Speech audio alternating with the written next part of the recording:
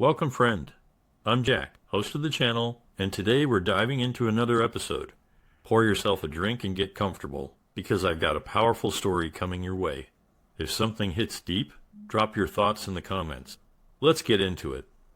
Lenny Davis wasn't the darkest guy I'd ever met, but he was in the top 10.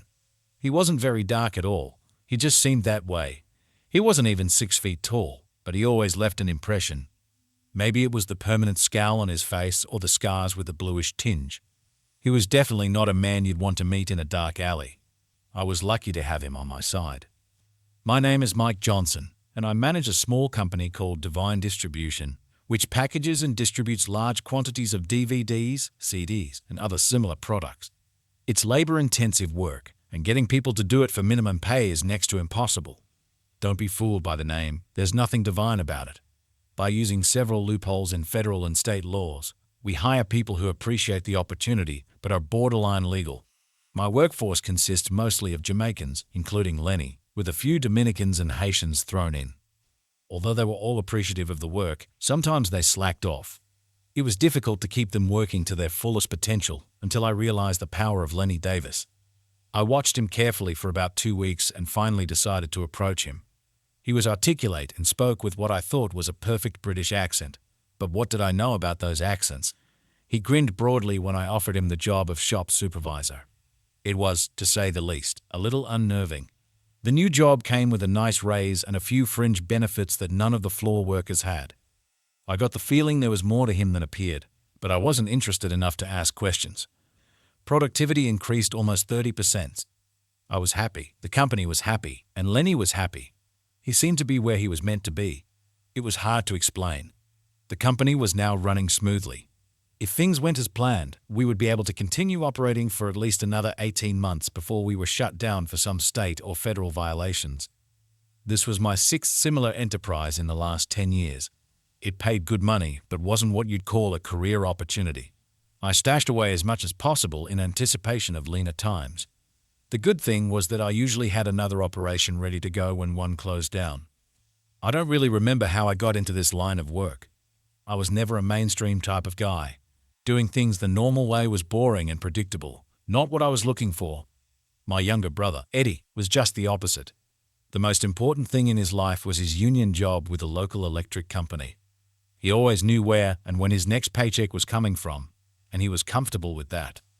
I was happy for him, but never envious. Eddie and I both married our high school sweethearts. Now that's boring, and not nearly as romantic as it seems. Eddie and Karen had twin boys who just turned 16. My wife, Linda, and I had a daughter, Jenny, who had just been accepted at Yale, and a 17-year-old son, Steve, who was trying everything to get into a military academy. He wasn't particular about where he went, but was determined. Karen worked at a local insurance claims company. They processed claims for over 20 small insurance agencies in the tri-state area. Linda was never interested in going to work, and I was happy with the way things were. We had enough to live on, and I felt a comfortable, happy home life was more important than extra money. And that was about it. Life was good in Fairview. It wasn't really Fairview, but I remembered the name from an old TV show and always related it to things that were perfect. Life was good until I decided to run down to the shopping mall and pick up a few office supplies. I had a girl to do that, but I was always looking for excuses to get out of the office. The shopping went quickly because I knew what I wanted before I even left the office. I don't usually browse. I grab what I need, pay, and go. The Westgate Mall was a 2-story behemoth with an open atrium in the middle. I guess it's an atrium, though I'm not sure of the actual word for it. I was sitting at a table in the second-level food court, overlooking the first floor, when I saw Karen and Linda coming down the center. Apparently, Karen had taken off work so she and Linda could do some last-minute shopping before their mini-girl vacation. After much begging, pleading, and bribing, Eddie and I consented to let Karen and Linda take a 5-day vacation to an all-inclusive resort in Jamaica, near Montego Bay. Eddie and I weren't crazy about the idea, but we finally agreed if they promised to stay at the resort and not wander around the island unescorted. They would be leaving in 2 days. I was just about to call out and wave to them when something stopped me. They paused in front of a Victoria's Secret shop, not a normal venue for either of them. I sat back down and quietly watched as they entered the store without hesitation. Interesting. Quite interesting. I got a fresh cup of coffee and made myself as comfortable as I could in one of those crappy plastic chairs. It was at least 20 minutes later when they came out. I wasn't within hearing range, but I could tell they were joking and giggling as they exited. Instead of leaving, they sat on the bench in front of the store. Each of them took some items from the Victoria's Secret bag and dropped them into a Walmart bag. They dropped the Victoria's Secret bags into the trash can at the end of the bench and walked down the mall toward the exit, still giggling. It took me less than a minute to get down the escalator and over to the waste container. I didn't even try to be discreet. I just took off the top of the can and reached in. I left the mall without replacing the top on the trash can. I guess that was inconsiderate. Chuckle, chuckle. I waited until I got out to the car to look inside the bags. I didn't know what I was looking for because they had removed whatever they bought.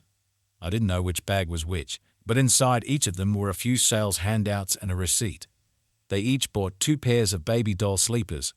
One bill was for $1.55 and the other for $1.65. Both were paid for with cash. Now, Linda never pays cash for anything. It all goes on the credit cards. Needless to say, she had my attention.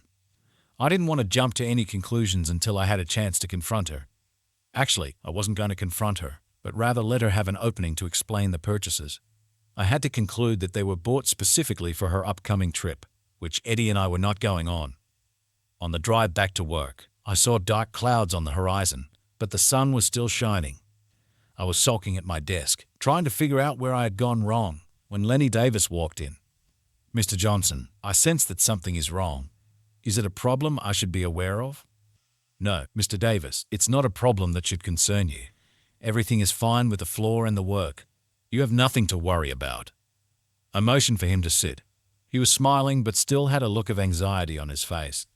We sat in silence for a few moments. "Mr. Davis, where in Jamaica are you from?" "I am from Falmouth, but spent most of my time in the Montego Bay area. Why does this interest you?" I paused a short while and rocked back in my chair. "Do you have any friends in the Montego Bay area?" "I have lots of acquaintances, but only a few friends. I also know a few people there who are not very friendly. In fact, that's why I'm here now." I reached into my bottom desk drawer and got out a bottle of Jack Daniels and 2 glasses. The glasses weren't what you'd call clean, but they were usable. Lenny Davis didn't refuse when I pushed the filled glass in his direction. "Is it a money problem?" He sipped and smiled. "Yes, it is.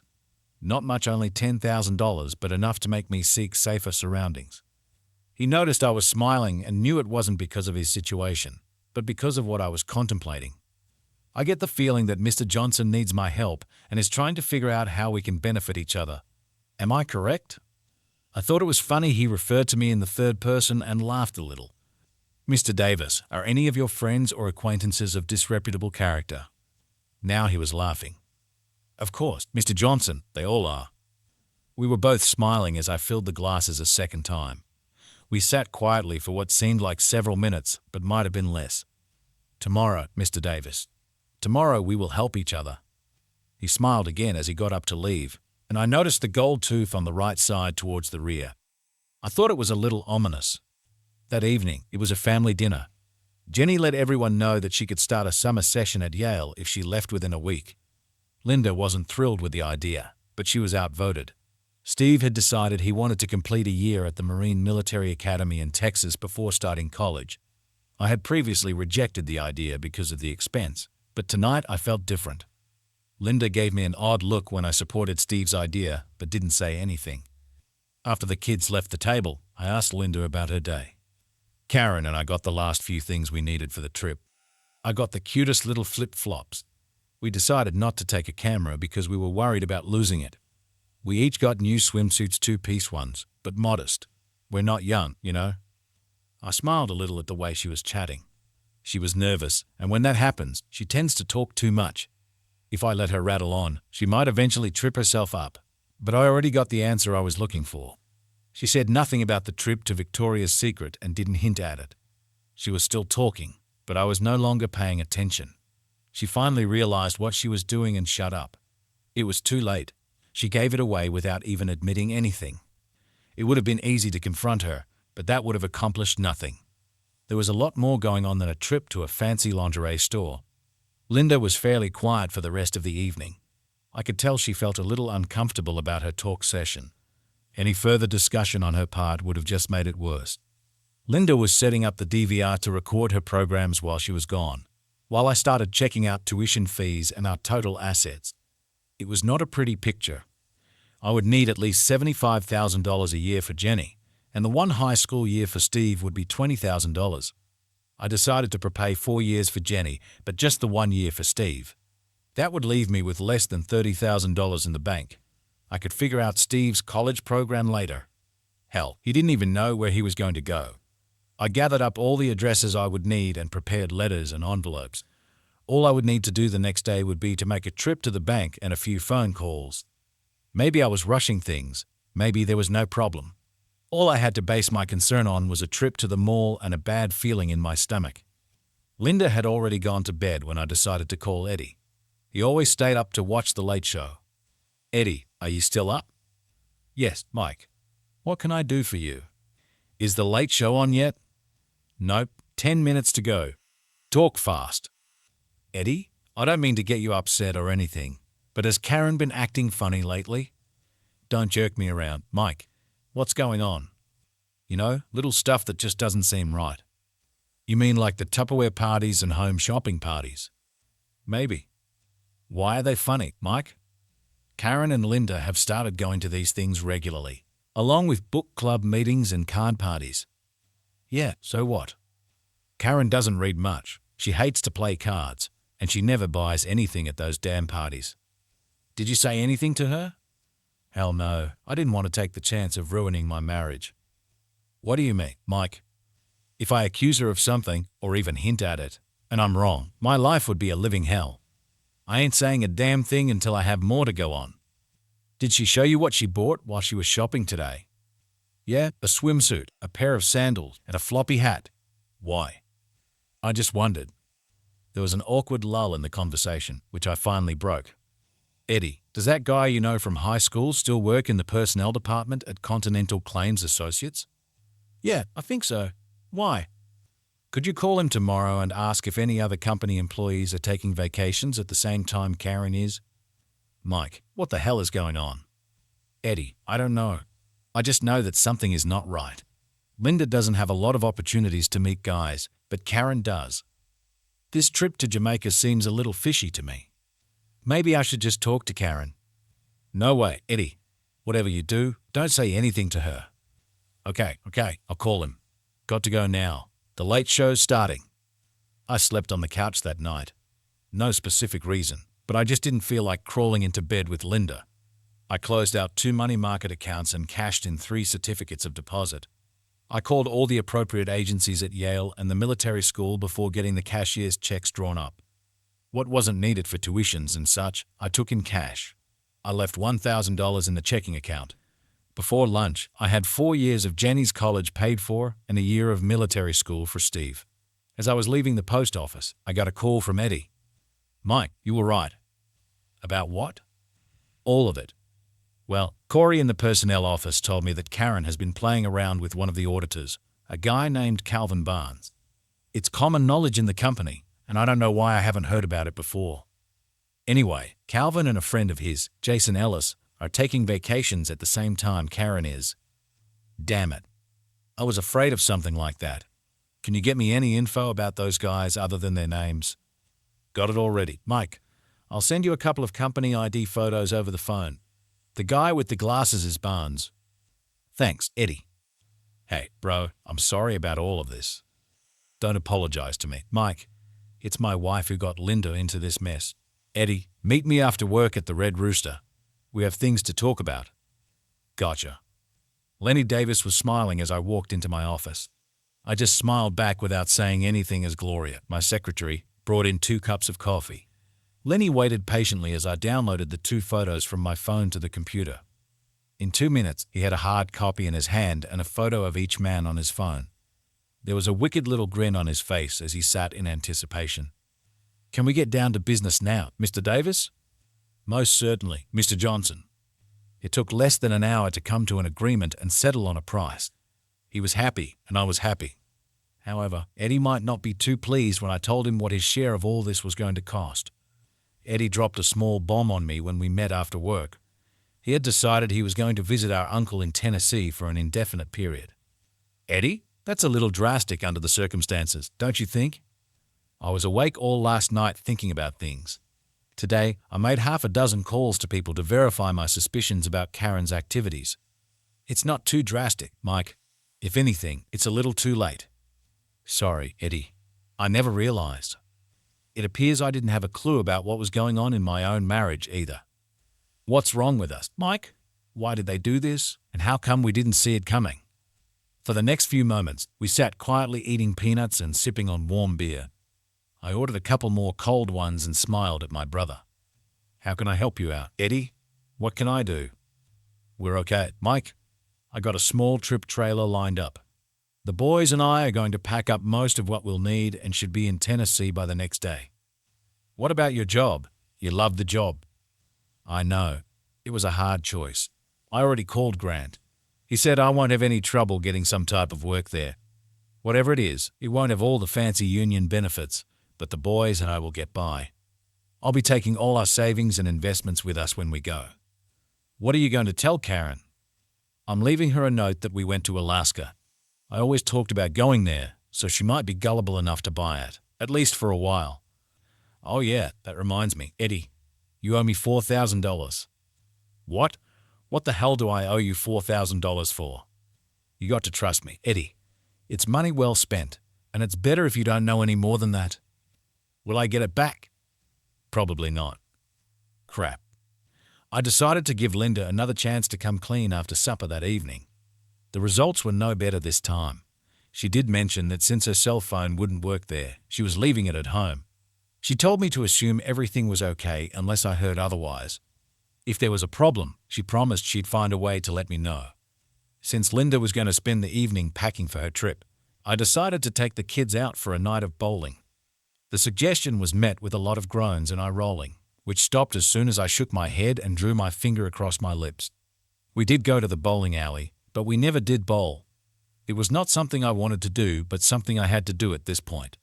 I didn't actually know anything, but I felt strong enough about what was going on to take action. I explained to the kids what was going on. Jenny seemed to understand, but Steve was not happy. Both kids were excited about the school preparations, especially Steve, who had no idea up to this point that I had set everything up. Jenny was ready to leave as soon as possible and was thrilled when I told her she could take Linda's Volvo. She wasn't expecting a car at all. I thought it was the fair thing to do. Steve would be staying with my parents until arrangements could be made for him to go to the military school. He would probably still be here when Linda returned from her vacation. We would just have to wait and see if that caused any problems. The kids would be able to store all their personal belongings at my parents' place for as long as necessary. I was not sure what I would be doing. Eddie and I both arrived at the departure terminal at the same time. We didn't talk but nodded to each other from 50 feet away. Karen and Linda were laughing and giggling as they entered the facility together. They remembered to turn, wave, and smile at both of us before leaving the platform. Eddie and I did not smile back. When I arrived at work, I was greeted with a bevy of government cars and a few police units. This was a scenario I'd been through before, so I just tightened my belt and walked in. Gloria was waiting for me with a smile on her face. She'd also seen this before. The work floor was almost entirely empty. There were a few Haitians milling around, but no Jamaicans or Dominicans, including Lenny Davis. Gloria had already called the lawyers. I spent the next 30 minutes talking gibberish to several government suits, but couldn't determine if they were local, state, or federal. It didn't really matter. The legal beagles finally showed up, and Gloria and I slipped away with no problem. We were having coffee at Starbucks when Eddie called. "Mike, I just heard on the radio that the feds hit your place. What's going on?" "It's okay, Eddie. The company has control over everything. Gloria and I are enjoying a hot cup right now. How about your end?" I took care of things at work and the bank. The boys and I are packing the rest of the day, and we'll leave tomorrow morning. Sounds good, brother. Do you need anything? We're fine, Mike. By the way, I also saw a lawyer. The divorce paperwork has been started. Sorry to hear that, but I think we both knew it was coming. They'll serve the papers the day she gets back.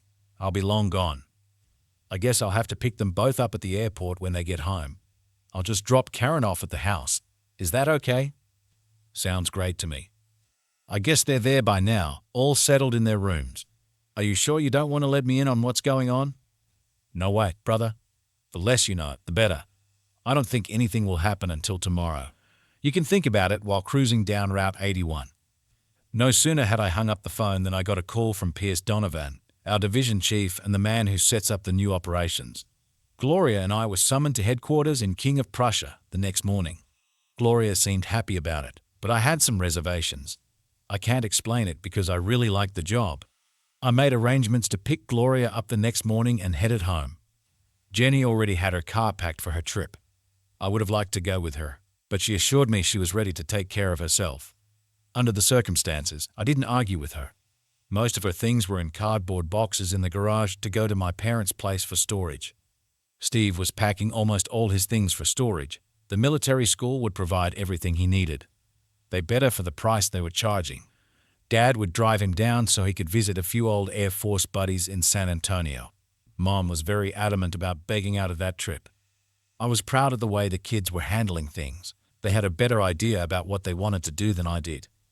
I decided to stay with Mom while Dad was traveling. That meant I had a lot of packing to do, too. We didn't receive a call from Linda, and I hadn't expected one. She carefully set the stage by explaining she'd only call if there was a problem. The kids and I went to Luigi's for pizza and picked up a couple of bundles of boxes and more packing tape on the way home. It was 2 a.m. before I had all my things sorted and ready to go. Dad was coming over in the morning with his pickup to collect everything. It would probably take at least 3 trips. At least it would keep the kids busy while I was at work. The next company operation would be started up in Lancaster. The bigwigs were a little disappointed when I declined this one. I did, however, recommend Gloria because she knew as much about running things as I did, and she was ready to move up. As soon as we left the office, she was on the phone to her husband to relay the good news. It would almost double her salary. She was one happy girl. I had no idea what I would be doing. On the way home, I got a call from Eddie. He and the boys were just getting into Tennessee. He seemed happy. I felt good for him. The kids were staying with Mom and Dad, but I decided to stay one more night at the house to get all the loose ends tightened up. I was just about finished for the evening when the phone rang. Mr. Johnson, it's nice to see you home. Welcome, my friend. Where the hell are you? I'm home, of course, taking care of business as you requested. And you have international calling with your cell phone? Of course. Everybody here does. I assume you have good news for me. It was a statement posed as a question. Most certainly, sir. In fact, things went far easier than I anticipated. You can rest assured that all your problems have been taken care of. Thank you. You're a true friend. Mr. Johnson, I only did what you paid me to do. Why do I feel it's more than that? Be careful, Mr. Johnson. You don't want to fall into that trap. We were both laughing for no particular reason. Mr. Johnson, I was sorry to hear about your trouble at work. I hope you've survived any repercussions. I'm fine. I'm also curious as to how you got all your people out of the way. I have friends in the inns, Mr. Johnson. I guess I should have let you know, but I decided against it. I was able to take care of all my people, but some of the Haitians were a little hard-headed. I think it all worked out well. What are your plans now? I think I'll take a short break until I can get a few personal problems worked out. Mr. Johnson, remember this number and stay in touch. I think I might have something you'll be interested in. That would be nice. I'll plan to do that. I still had 2 more beers to finish up before getting some sleep. It would be 3 more days until Linda and Karen returned from their vacation. After the first day, I found myself doing redundant things. I stopped and saw a lawyer, Glenn Ross, to find out exactly what my obligations would be if I filed for a divorce. There wasn't enough money left to open an offshore account or anything like that. I decided not to shut off the utilities. I was just not going to pay for anything anymore. My credit rating was going to take a big hit, but I figured I could handle it. The next morning, Jenny left for Connecticut in her new Volvo. Her summer session would be starting in 10 days. Mom and Dad gave her a little nest egg to help her get settled in. Steve and Dad decided to take off the same day Linda was getting back. Steve wanted to avoid any unpleasant confrontations, and I thought it was a good idea. They had a few stops planned on the way, including some Memphis barbecue and New Orleans gumbo. Everybody except me seemed to be happy. I was trying like hell not to wallow in my misery. The only thing that seemed to help was beer. Later that night, I got another call from Lenny. Unfortunately, it was on my cell phone. "Mr. Johnson, is anything happening on your end?" "What do you mean?" "The gentlemen in question have been missing for 2 days now, and the ladies haven't notified the hotel personnel or the local police." "Did they report this to your local authorities?" "Not that I know of." "Why haven't they contacted any officials in the immediate area?" "My people tell me they seem baffled or confused about what to do. They're definitely not having a good time. My guess is that they're afraid that if they draw attention to the situation, they'll expose themselves as, well, I don't know what the proper term is, Mr. Johnson. I don't want to offend you in any way." "So they're doing nothing." "It appears that they're constantly looking for the gentleman to show up and hoping things will resolve themselves. I'm afraid they'll be greatly disappointed." "Mr. Davis, what are you suggesting I do?" "As I see it, there's nothing you can do. We have to wait for them to decide to report it, either here or back in the States when they return." "That would be awkward." "What local authorities would they go to report a crime that took place in Jamaica?" "Mr. Johnson, I believe you've created quite a dilemma for your wife. I have a feeling she wishes she had never taken this trip. No matter what she does, she'll be in trouble. I thank you for the call, Mr. Davis. I'm going to sleep with a smile on my face tonight. I'll call you if anything changes." Morning brought a lot of anxiety. I didn't sleep as well as I thought I would. The first thing I did was make a quick call to Eddie to see if he had heard anything from Karen. He hadn't. The trip for him and the boys went well, and they were comfortably settled in. Before hanging up, Eddie mentioned he would turn off his cell phone for the next 2 weeks. He told me to call Grant's number if I needed to get in touch with him. It was the longest day of my life. I checked and double-checked the house to ensure I had taken care of everything. I saw the lawyer again and filled out an information form so I could file for divorce with no problems. I gave him power of attorney to handle the separation and any other actions for me. Just on a whim, I gave him a hefty retainer for any possible future repercussions from the Jamaica fiasco. I was a little worried I might have gone too far. On the drive back to my parents' home, I realized none of my concerns had anything to do with my marriage. Sure, everything I had done resulted from Linda's infidelity, but the breakup didn't bother me. Somewhere along the line, I had resolved to accept it. There was a bit of serenity that came with that realization. Knowing the kids wouldn't suffer any great trauma made things a lot easier. I don't know why I didn't feel worse. I felt betrayed but not humiliated. That was strange because it wasn't what I had ever expected. Steve and Dad left with the rising sun. Steve got to drive the first leg of the trip. Mum insisted on packing a lunch for them, but I secretly think they were looking forward to a week or so of junk food. I had about 6 hours to kill before the plane arrived back from Jamaica. I got to spend some rare one-on-one time with Mum. She was supportive, but just to be on the safe side, she didn't say anything against Linda. They had gotten along fairly well over the years, and I think Mum was sad to see what transpired. I didn't park the car and go in to help them. I simply waited for them to come out of the terminal with their bags. I had to move the car twice, but just circled and came back. "Mike, why didn't you come in to help us get our bags?" Linda asked. "It's a hassle parking the car, and I figured this would be easier all around." "Mike, where is Eddie?" Karen noticed her husband hadn't come and felt obligated to inquire. "He and the boys are tied up. I told him I'd drop you off at the house in a few minutes." We were on the way. No one was talking for the first few miles. The silence was quite obvious. Linda seemed occupied, looking out the side window, and Karen sat in the back, trying to be inconspicuous. "Well, are you going to tell me about the trip? What you did, where you went? Did you have anything good to eat? You two are awfully quiet for just returning from a tropical vacation." "It was a long flight, Mike. To tell you the truth, we're exhausted. I just want a hot shower and a soft bed." "That's it?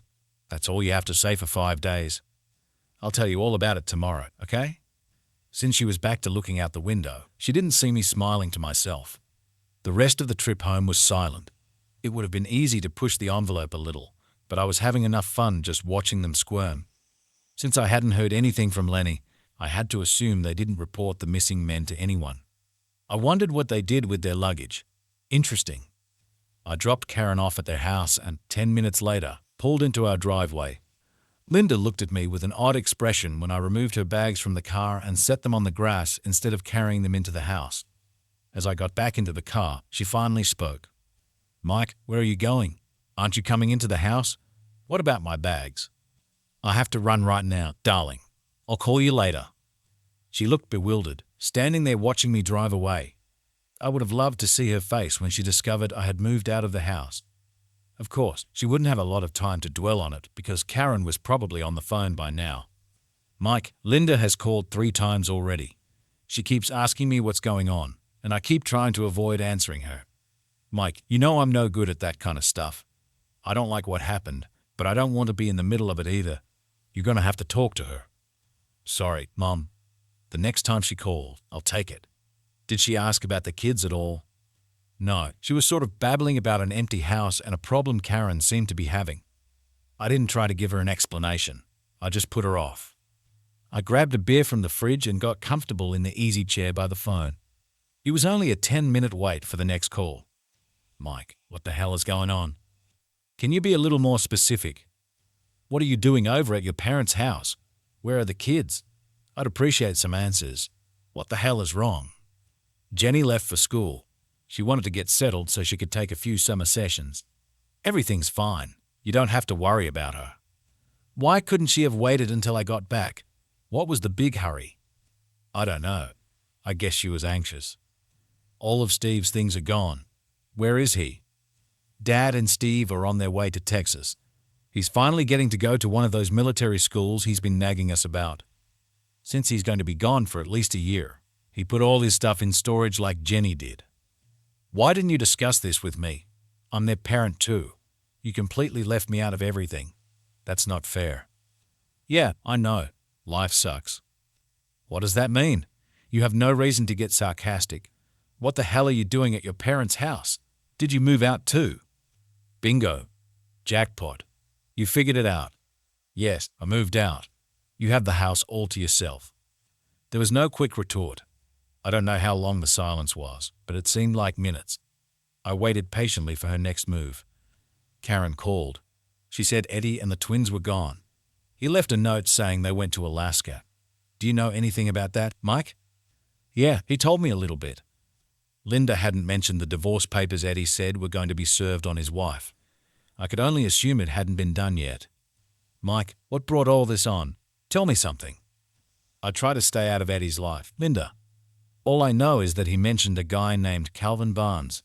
Do you know him or anything about him? This time, the silence was a lot longer.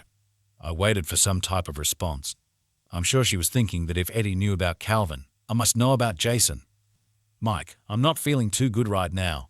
I'm tired and I'm confused. I need to get some rest and think things over. Can you come by the house tomorrow? Sure, darling. I have plenty of time. Oh, by the way, I think you should know that I also lost my job. I'm now officially unemployed. A few seconds later, the phone went dead. My mother was not happy. I was in no hurry to face Linda. I arrived at the house around 10 and it would have to be done eventually. Karen was there. Mike, we know what you did. It appeared that Linda would be the designated spokesperson. Can you explain it to me? Don't be a smartass. It doesn't suit you. I decided not to respond to that. Karen contacted Corey. You and Eddie knew about Calvin and Jason. We told Eddie everything, and Eddie told you. You can't deny it, and you can't hide it. So, who is this guy, Jason? How come you never mentioned him to me? Mike, you're trying to be cute again. You know perfectly well who Jason is. You also knew that Calvin and Jason were going on the trip to Jamaica with Karen and me. Everything she said was accurate, so I saw no reason to argue with her. Neither one of you made an attempt to stop us from going on that trip. You both knew we were going to a tropical island with 2 men, and you did nothing to halt it. What kind of husbands react that way? It was like you didn't care. Things were getting humorous now. Linda was carefully shifting the blame for the affair from the cheating wives to the indifferent husbands. She noticed me smiling, and her tone immediately changed. It's not funny, you jerk. 2 good men are dead now because of you. You could have said something. You could have stopped it, but no, you had to go and have them killed. You didn't do it yourself, but we know damn well you arranged it. Did you report this? What do you mean? When did you realize they had been killed? Who did you notify? No one. We couldn't tell anybody. If we had, then you and Eddie would have discovered what we had done. We couldn't take the chance. So you left Jamaica without informing the authorities that the two men with you had been killed? I think somebody is going to be pissed. Both women just sat and stared at me. I was still smiling. So, my loving wife, what are you going to do now? We're going to the police station and report it. It has to be done. And pray tell me, just how are the local police going to handle a murder that happened in Jamaica? By the way, do they have the bodies or the murder weapons? There are no bodies. You were too clever for that, weren't you? I don't know what I ever did to deserve this, Linda, but you go to the police and tell them the whole thing. Make sure the report shows exactly why the four of you went to Jamaica and what you intended to do there. I'll need that information for the divorce action. You jerk. Karen took advantage of my comment to chime in. Eddie had me served with papers last night. You knew that, didn't you? You were laughing to yourself all the way home from the airport, weren't you? Yeah, he did mention something like that before he left. I watched as Karen stormed out of the room. I couldn't tell if she was crying or just really pissed off. I stood up and walked toward the door. Mike, I'm sorry. It wasn't supposed to turn out this way. Linda's voice had softened. How was it supposed to turn out? I waited for a few moments and got no answer. Linda, can you at least give me some sort of explanation as to why you did this? I waited a few moments while she got her thoughts together. The kids were grown, and you were working all the time. My life had become drab and uninteresting. Karen had the same problem, and she said she solved it by making a few male friends outside the house. A few male friends? Don't interrupt, Mike, or I won't be able to get through this. I decided it was worth a chance, so I had her fix me up with Jason. So, was it worth it? I watched her squirm a little before answering.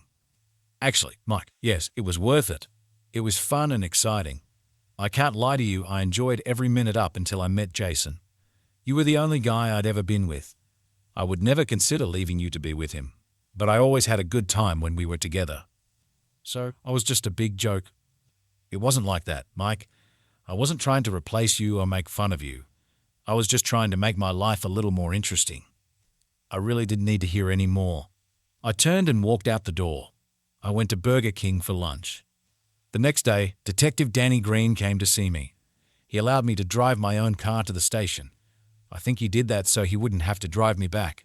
He didn't seem too concerned about my showing up. We talked for 3 hours. I finally called Glenn Ross. He got everything settled so I could leave and also got copies of Linda's statement about the alleged murder.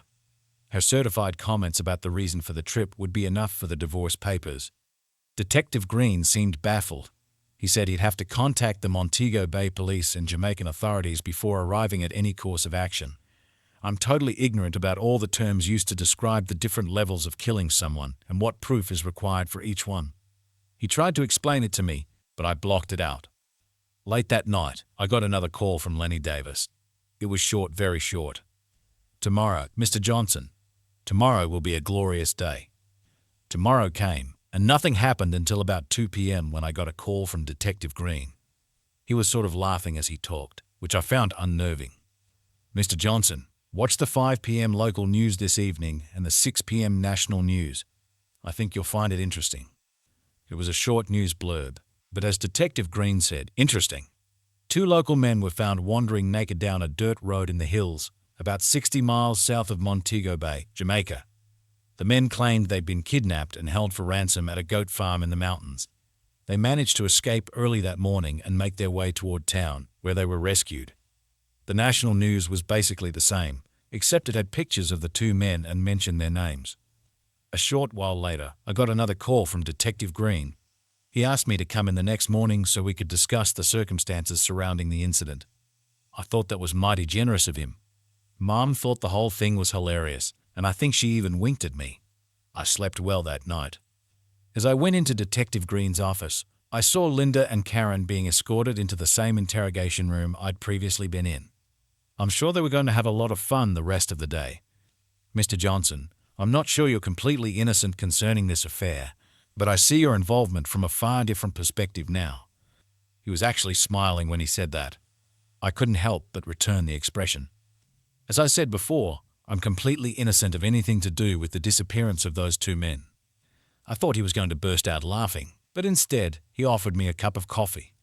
It appears, Mr. Johnson, that Mr. Barnes and Mr. Ellis made a midnight excursion from their vacation compound to purchase a little local weed ganya by name. 5 minutes after they left the hotel, they were kidnapped, tied up, and taken on an hour's drive over rough mountain roads. This is all their version, you understand. I sipped a hot coffee that one of the uniformed officers brought into the office and smiled with a little nod. Both men were stripped of all their clothing and locked in a goat pen that just happened to have bars on the doors and windows.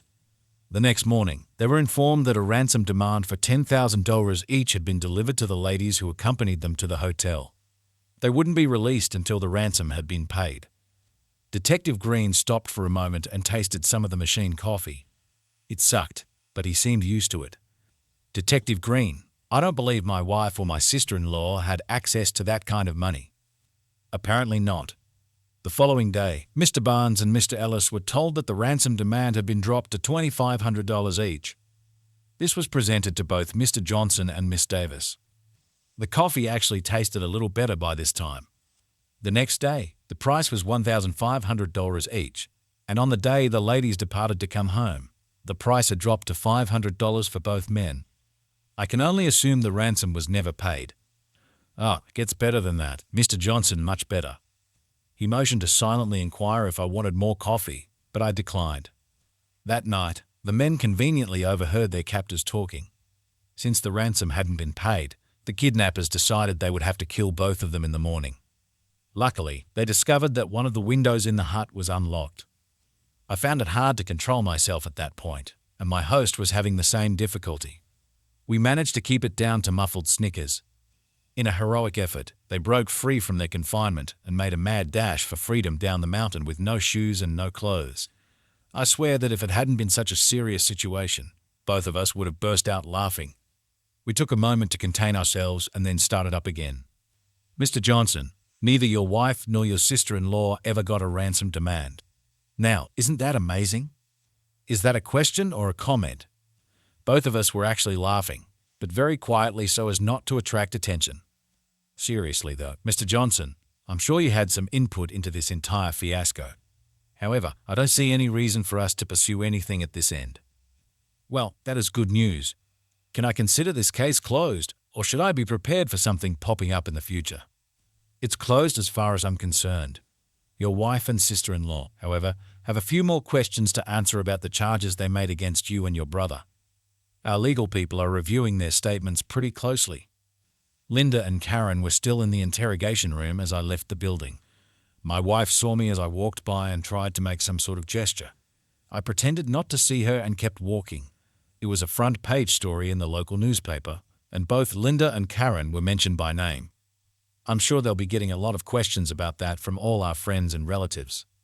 I stopped at Taco Bell for lunch on the way home. That evening, I got another call from Lenny. How are things at your end, Mr. Johnson? Couldn't be better, my friend. I'm very impressed. Thank you. I always do my best, Mr. Johnson. A few days ago, I mentioned the possibility of a position here that might suit you. Do you think you might be interested? I would be interested in discussing it. Fine.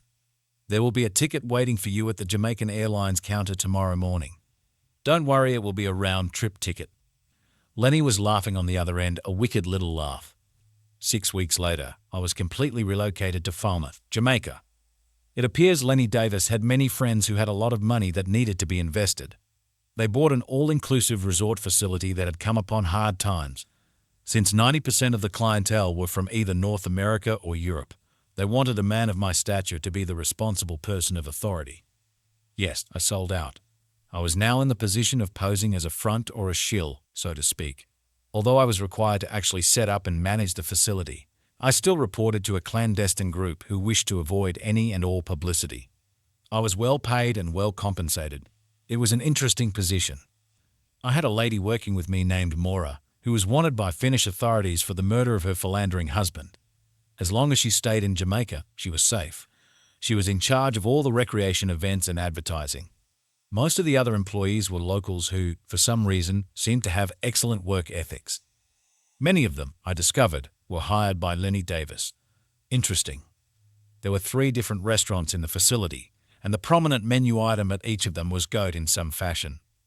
Linda and Karen had been convicted of something somehow related to the incident, and they both received suspended sentences.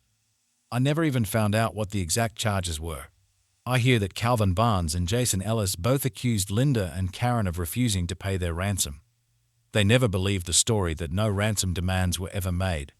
I think those relationships died rather fast. 5 months after relocating, my divorce was finalized. Time passes rapidly when you're having fun.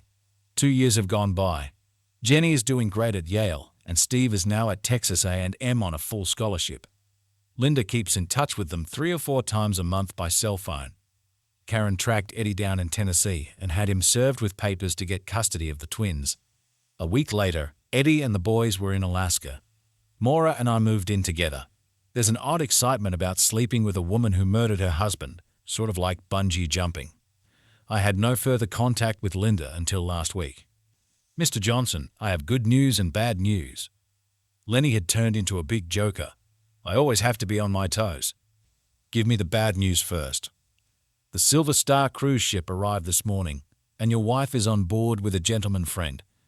A chill went up my spine. What's the good news? A big grin came across his face, big enough to show the demonic gold tooth. The Jamaican authorities had her name on a special list. Since we're now using passports for all Caribbean travel, it was easy to flag her arrival. And what exactly does this mean? The former Miss Johnson has been detained, and charges are being prepared. It seems her failure to report the kidnapping 3 years ago has been considered a criminal offense of some type. A lot of local officials were embarrassed by the whole situation, and they seem more than eager to get a little payback. Damn, Lenny, she didn't really do anything. I know that, and you know that, but that doesn't make it go away. What is her travel companion doing to help her? Nothing. When the police explained to him what happened, he couldn't get back on the ship fast enough. I think he's planning on flying home. Linda ended up in Kingston and was charged with several minor offenses, no suspended sentences here. Some low-level embassy people tried to intervene, but it was to no avail. She was sent to Fort Augusta for 1 year. It wasn't fair, but it seemed out of my hands. It was 3 months until I got up the courage to see her. Lenny had arranged for the visit beforehand. Mike, what are you doing here? It's so good to see you. How did you find out about this? She looked a little thinner and gaunt. Perhaps it was the lack of makeup and grooming. Linda, I live here now on the north side of the island. I've known about your problem for a while now. Why didn't you do something? You must know somebody here who can help me. What would you want me to do? Get me out of here, please.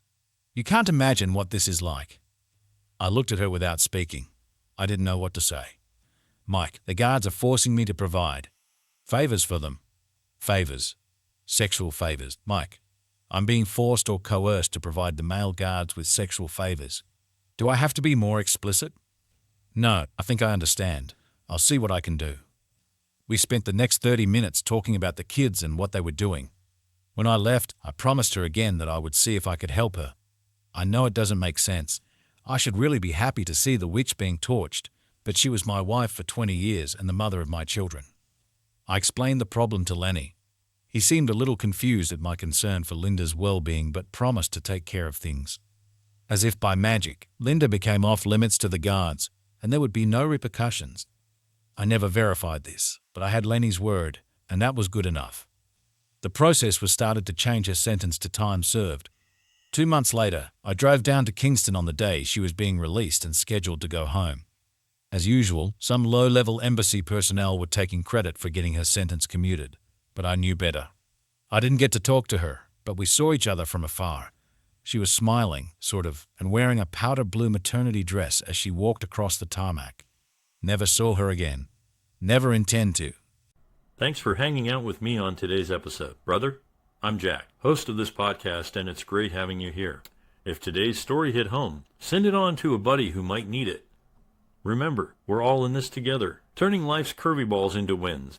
If you have an opinion or story to share, then drop a line in the comments section.